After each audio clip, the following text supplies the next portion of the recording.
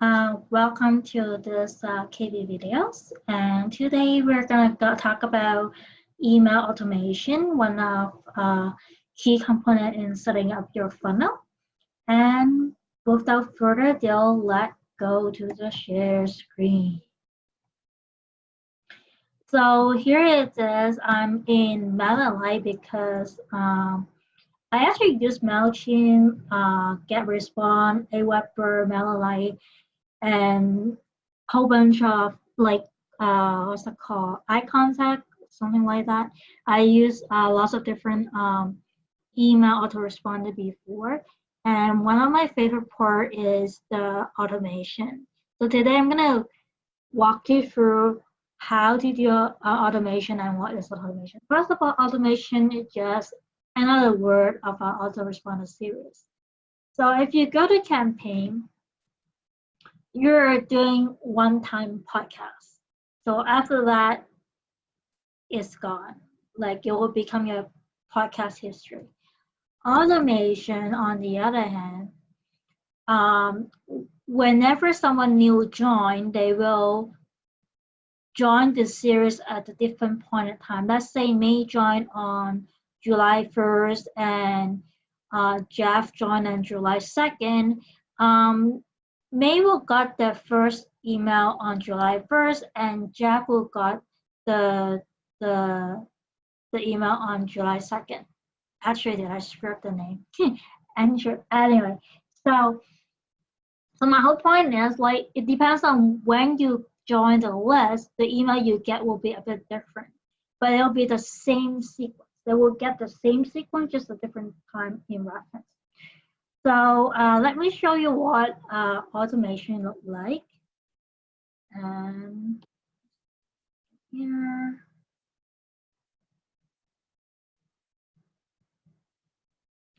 so it looks something like that.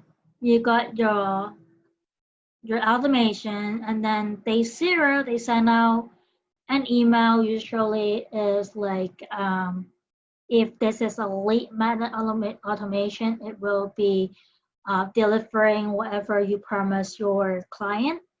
And it is a general bucket, which means that the general bucket go parallel with the late method series. That will be whatever you want to talk about. Usually I will use soap opera or Seinfeld for my general bucket.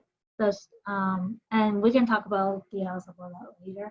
But what happened is that you don't want to every message you try to sell them, you try to provide value, and you try to get to know the business, and that's why that soap opera and Seinfeld pretty much just random stuff you decide to share that day. It can be very random. So that's the general bucket. The late method automation on that one, you will actually want to use fair logic sequence, or you will just do whatever it is for 5 message. I think for the late method was to try to get them to like there's an objective for each email for the 5 message. Each of them is trying to get them to buy something or perform an action that you want from them. And then the general bucket is pretty much just everyday email. But then it add on to the series as it go on. So for general bucket, it would be like introduce your own brand story, because you know everybody who opt into any late method will also get the general bucket, and which is the general bucket. Of course, the first thing is introduce like who you are, why they should listen to you, and all that, and then you go from there. And again, you don't want to be constantly pitching, you know, like want something to talk about, what they like to hear, like what is helpful to them, how you can help them, more about the audience than yourself. If you do the general podcast series mainly focus on you, you will actually get lots of unsubscribe. So that's what about it. And it's pretty easy, like to get a new message, you turn it off. And you can, add like delay, email, whatever you want. And afterward, you just choose a template and then just drag and drop editor like that. And this is what it looks like. And at the end, I will always put like, you know, wait for 36 months in case, there's nothing coming on and you just still want them to be in the series. And yeah, so I talked about the opt-in-to automation series, right? The way to do that is in automation, you set up one general bucket and one for each lead magnet. And how they opt into both automation is actually by going to the form. So each of this form, it may look ugly, but it actually doesn't really matter. So for this one, go ahead. So it looked ugly, but you will see that what it looked like when I actually put it on the landing page. And so what you want to make sure is that on setting, you have a custom success page where you want to direct in whatever page you want. And if you want to be compliant, you click GDPR compliant. And then you go next.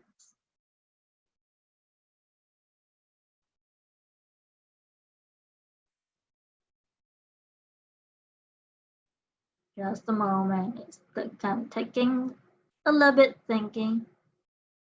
Okay, so when you see here, it say double opt-in is on, is crucial if you're a Canadian. And then here is where you decide how many people, how many group they subscribe to using the form. So how many group they subscribe to is based on the form, and the automation is based on the group they are in. So they will have a general list where you can start the automation with a general bucket, and each lead magnet with its own list on its own, and that's why they have their own automation. So remember, each list attached to each automation, but you can have one form that add them to two lists and two automation. So right now, this is the lead magnet list that they will opt in through the form, but they're also opting in our general email list here. So there you go. And you can see that it's for recipient and for recipient there. So that's like the and you want to go to the double opt-in email. Make sure you check that and customize it to the way you want. So you can see I changed something here. The default is not like that.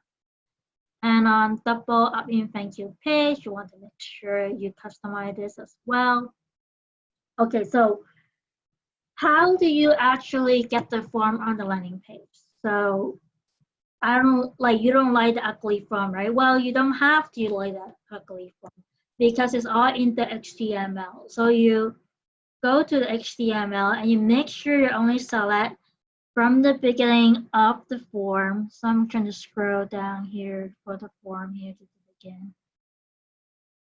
Scroll, still a long form here. So form, it says that form class, so start that and copy up till /div. Copy that. And then I don't know what you use, but I use ClickFunnels. So to me, oops.